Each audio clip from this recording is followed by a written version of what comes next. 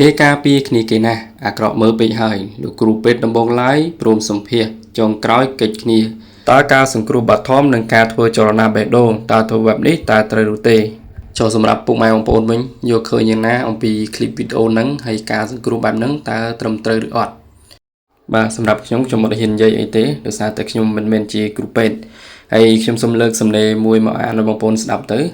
បាទក្នុង account មួយដែលមានឈ្មោះថា មុតស្រីនាង មិនទាន់ចប់នោះទេ លោកគ្រូពេទ្យបានឲ្យបងស្រីជនរងគ្រោះលុបវីដេអូចេញ និងចេញវីដេអូសូមទោសលោកគ្រូពេទ្យវិញ បងស្រីនារីជនរងគ្រោះនិយាយថា ប្អូនស្រីនាងសុទ្ធតែស្រីម្នាក់នៅលើឡានក៏ស្រីដែរគ្រាន់តែកាត់សក់ប្រុស តែលោកគ្រូពេទ្យស្រវាអោបនារីជនរងគ្រោះតែឯងមិនប្រាប់ឲ្យបងប្អូននាងជួយទេ នាងថាក្រុមគ្រូពេទ្យគ្នាគាត់បន្ទោសស្ដីថាជួយហើយខុសទៀតប្អូនស្រីនាងទៅតែយុទ្ធ17ឆ្នាំទេហើយបងប្អូនយកឃើញយ៉ាងណាបាទឥឡូវយើងមកមើលជាមួយនឹងបាទកັບសិនរបស់បងប្រុសគិរីគ្រូពេទ្យដែលកំពុងល្បីបដាញក្នុងសង្គមរងការចោទប្រកាន់ធ្វើចលនាបេះដូងខុសបច្ចេកទេសបំពេញរាងកាយអ្នកជំងឺឈ្មោះឈុនផលីជាប្រធានមណ្ឌលសុខភាពសិទ្ធិបូស្ថិតនៅភូមិកំពង់ព្រីងសង្កាត់សិទ្ធិបូក្រុងតាខ្មៅខេត្តកណ្ដាលសម្លេងចុងក្រោយបងប្អូនគឺចាប់អារម្មណ៍មែនទែន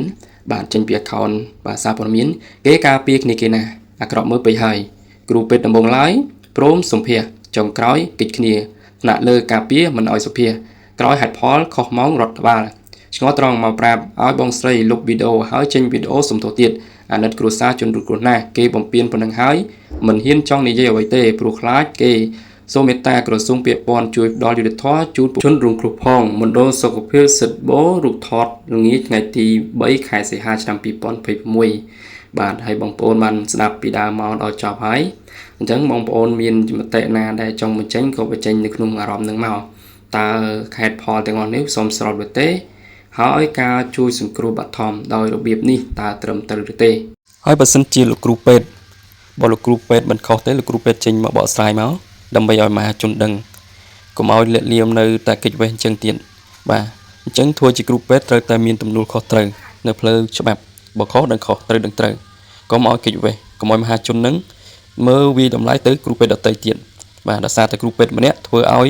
បាទគ្រូពេទ្យដទៃនេះគឺអាម៉ាស់មុខបាទសូមវេលាបងប្អូនបន្តិចបាទអញ្ចឹងខ្ញុំនឹងត្រៀមបើកលក់នៅបាទតៅហ៊ូអាំងលក់នៅមុខភូមិភាគ5ខេត្តបាត់ដំបងបងប្អូនបាទទល់នឹងមុខហាង For UE ចាប់ពីរសៀលទៅគឺមានលក់ឲ្យបងប្អូនបាទអញ្ចឹងបងប្អូនកុំភ្លេចជួយគ្រប់គ្រងហើយនឹងបាទចែករំលែកបាទតៅហ៊ូអាំងនេះគឺខ្ញុំនិយាយប្រវត្តិទៅគឺខ្ញុំធ្លាប់មកធ្វើការតែ3ថ្ងៃទេបងប្អូនបាទធ្វើការ3ថ្ងៃកន្លែងគេអាំងសាច់ហ្នឹងគេឲ្យយើងរៀនអាំងតៅហ៊ូហ្នឹងបាទអញ្ចឹងខ្ញុំបានរៀនធ្វើទឹកជ្រលក់ពេលធ្វើទឹកជ្រលក់ទៅខ្ញុំធ្វើបានមីងក៏ទទួលស្គាល់អីចឹងថាទទួលយកបានអញ្ចឹងមានតែបងប្អូនចាំភាសាទាំងអស់គ្នាបងប្អូនបាទនៅខាងខេត្តបាត់ដំបងទល់មុខនឹងភូមិភាគ5ទល់មុខនឹងហាង For UE